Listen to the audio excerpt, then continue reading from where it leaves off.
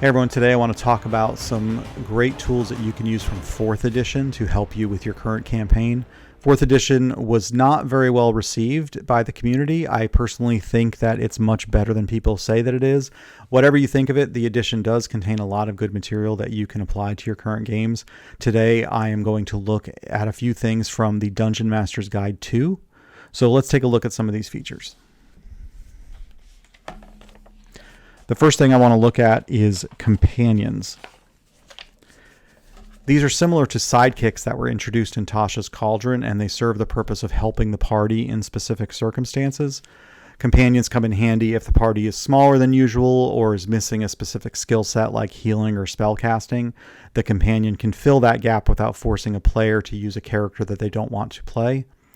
The cool thing here is that there is a set of rules that allow you to adapt a monster to use as your companion. With just a little effort, these rules can be easily adapted to work with 5th edition.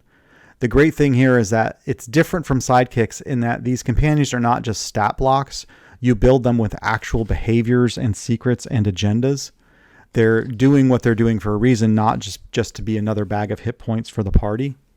They even level up with the main character, so they're a really great tool in those situations where you need another character while keeping the game fairly simple. The next thing I want to talk about is campaign arcs. If you are building a campaign for your table or an adventure that you want to publish, having some tools to help you build a coherent story can be really helpful. This book has an entire section about how to build a campaign arc that starts with a small group of heroes and builds to an epic conclusion. It covers things that you need to do in between to make it flow logically, and it even provides some great examples of what it looks like in practice. I've used some of these tips in my own campaigns, and it really helps me to adapt published adventures to better fit my group. So there's a lot of great information in here for you to use. And the last thing I want to cover is skill challenges.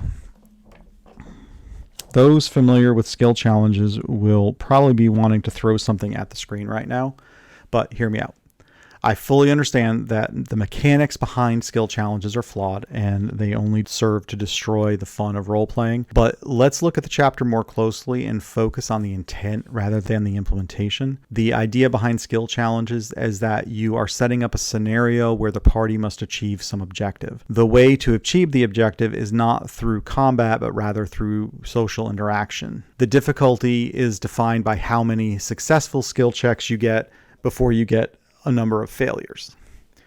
For example, a fairly easy encounter would indicate that during the role-playing you will need to get 4 successful skill checks before you get 3 fails. It seems pretty straightforward, but putting it into practice is where it gets messy. It too easily turns into just players rolling a die a few times and hoping to succeed. But the real focus here is on the role-playing. So let's take the dice rolls out of the mix. Focus on the parts of this section that are building a social encounter and establishing consequences. Think of what skills might need to be used. Build in some layers where new variables are added into the mix a few rounds into the encounter. If you take away all the dice rolling parts of this, what you have is a section of the book that is excellent at helping you build really interesting non-combat encounters.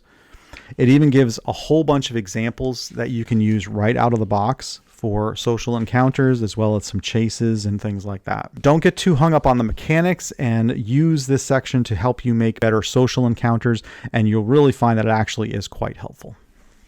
What do you think? Let me know in the comments if you've used these tools and what you think about 4th edition in general. I'd be interested to hear what you have to say.